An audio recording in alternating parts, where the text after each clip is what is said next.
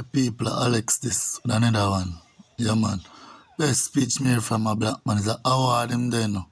Yeah man, 100 years, long time I get a nice speech like this. Yeah man, so now I keep on it too long. If you have no interest in equal rights for black people, then do not make suggestions to those who do. Sit down. Yeah man, that's how I start it. You know? Yeah. So come in. Now I hold it This is too for the long. real organizers all over the country, the activists, the civil rights attorneys, the struggling parents, the families, the teachers, the students that are realizing that a system built to divide and impoverish and destroy us cannot stand if we do. All right? It's kind of basic mathematics. The more we learn about who we are and how we got here, the more we will mobilize. Now, this is also in particular for the black women, in particular, who have spent their lifetimes dedicated to nurturing everyone before themselves. We can and will do better for you. Now, what we've been doing is looking at the data, and we know that police somehow manage to de-escalate, disarm, and not kill white people every day. So what's going to happen is we are going to have equal rights and justice in our own country, or we will restructure their function and ours.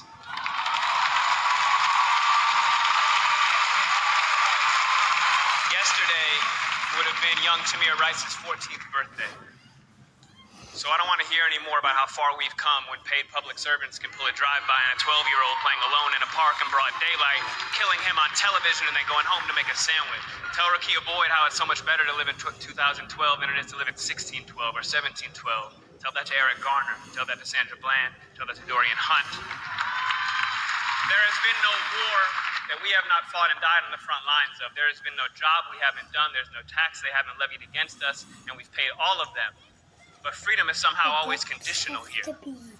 You're free, they keep telling us. But she would have been alive if she hadn't acted so free. Freedom is always coming in the hereafter. But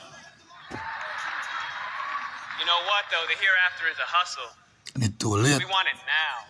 No. And let's get a couple things straight. Just a little side note.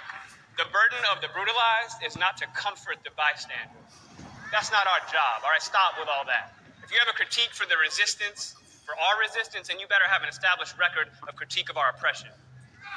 If you have no interest in equal rights for black people, then do not make suggestions to those who do. Sit down. Sit down.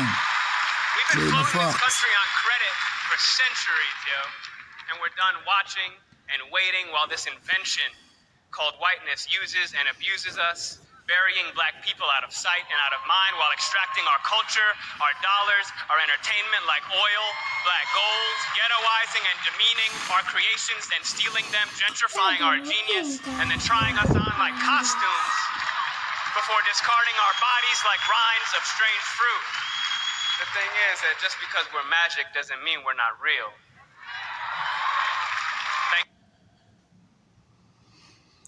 Yeah, man.